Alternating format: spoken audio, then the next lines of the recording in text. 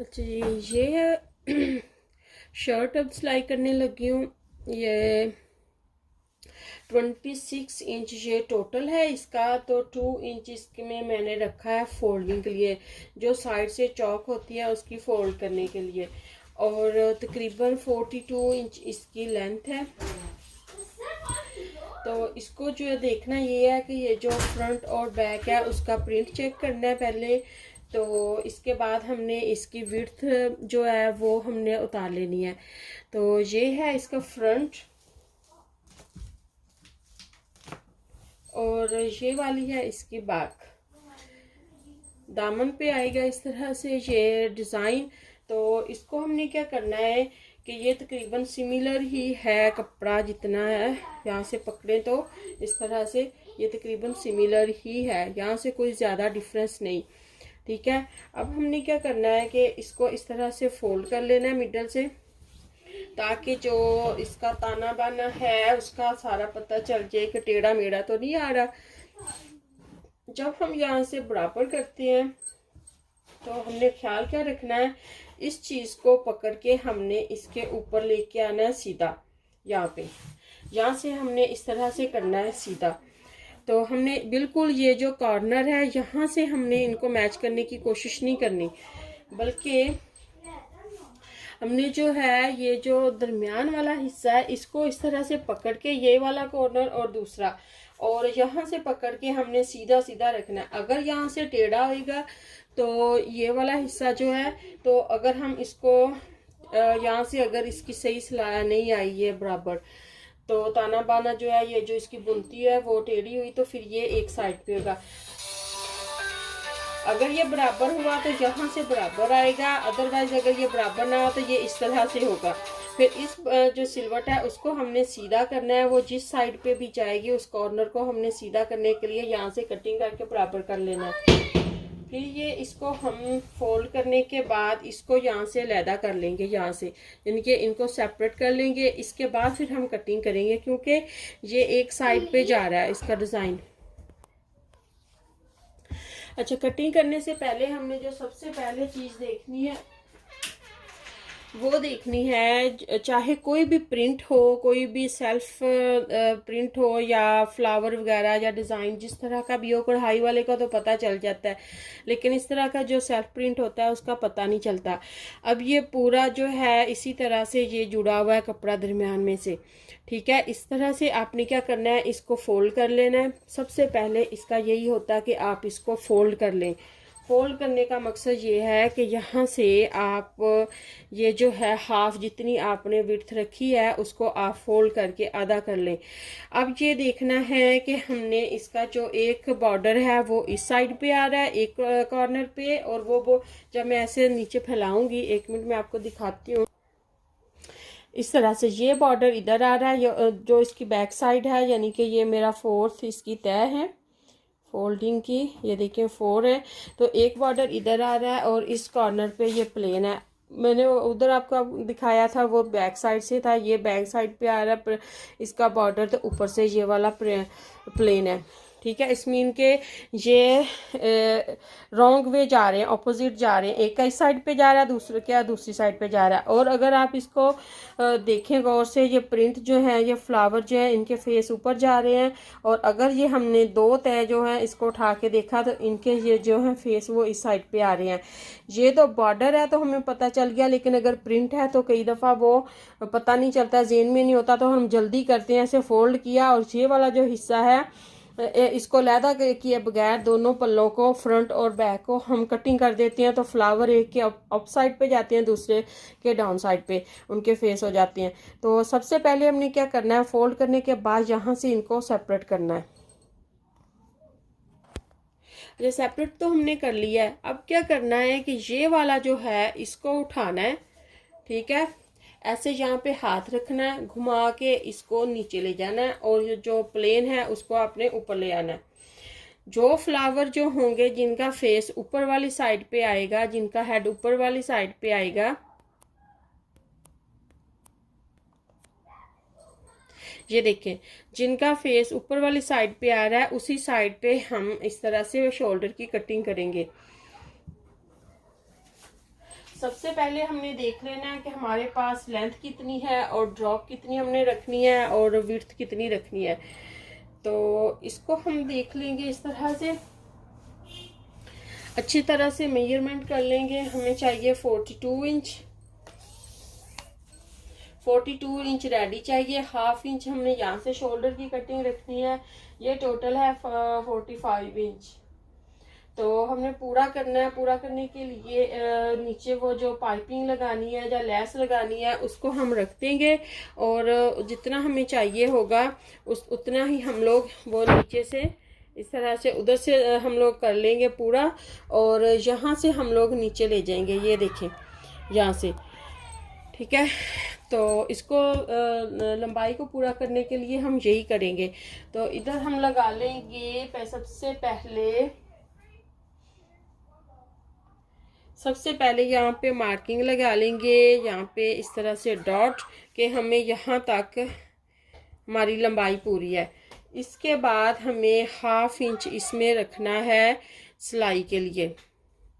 ये तकरीबन half inch हमारा सिलाई के लिए हो गया, ठीक है। अब यहाँ से हम लोग जो हमने सिलाई के लिए रखा है, यहाँ से हम लोग 9 इंच तक हम लोग यहाँ पे मार्किंग करेंगे, ठीक है। करने के बाद हमें क्या करना है, हमें फिर तीरा नापना है।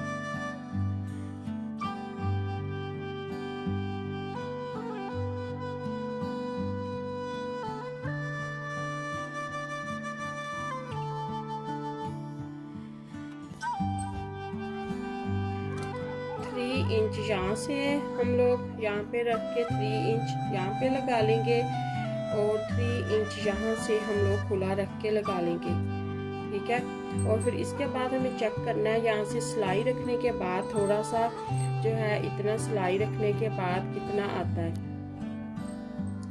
तो यहाँ पे 4.5 इंच मेरे पास बचा है, इधर भी सिलाई लगाने के लिए है और यहाँ पे भी है।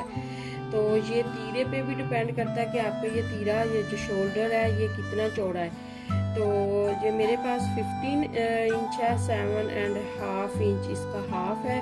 तो ये मीडियम साइज़ के लिए ये परफेक्ट है।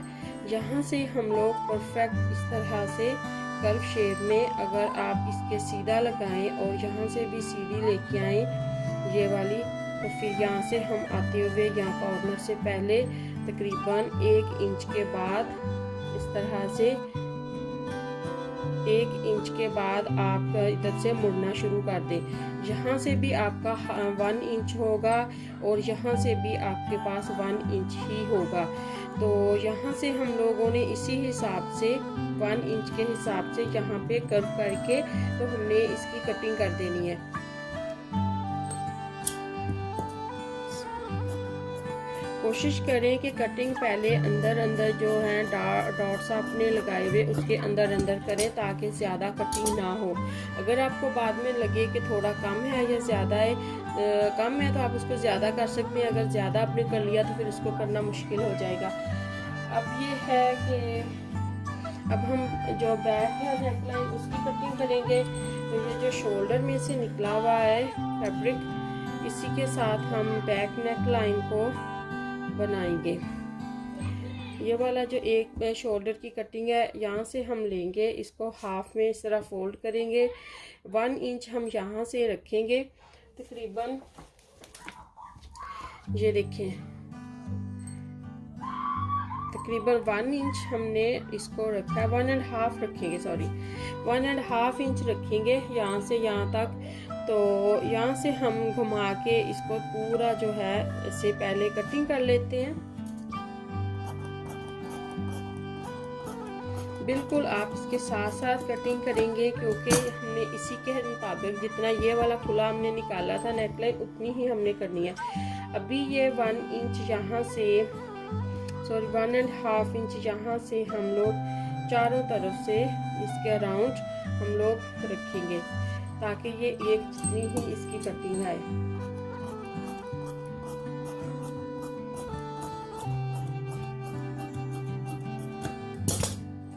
ठीक है, ये इतना ही अब आएगा।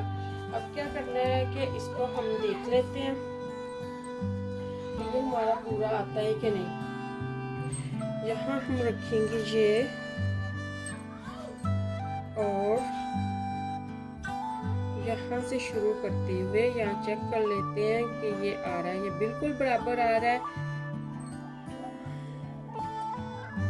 ये देखिए, अब साथ साथ सिलाई लगा के इसको स्टिच कर लेंगे और नेक्स्ट वीडियो में मैं आपको बताऊंगी कि इसको कैसे आपने साथ में स्टिच करना है। और दूसरी चीज़, बैक नेकलाइन तो हमने कटिंग कर ली है, ये उसके ऊपर जो छोटा सा इसका फोल्डिंग के लिए लगाना है वो भी हमने फैब्रिक कर लिया है। अब रहेगी फ्रंट की बात। फ्रंट जितना हमने ये वाला रखा है शोल्डर, यहाँ से उतना बैक वाले हिस्से का उतना ही हम लोग फ्रंट वाले का रखेंगे। यहाँ पे मार्किंग लगा के और छोटा सा आप चाहें तो कट भी लगा सकते हैं। तो फिर ये जो है तीरा दोनों साइड से एक जितना ही बराबर में आएगा। अब यहाँ पे हम लोग जो है नेकलाइन बनाएंगे तो फिर यहाँ से हम लोग सिलाई लगाना शुरू करेंगे ताकि ये वाला जो हिस्सा है वो बराबर में आए।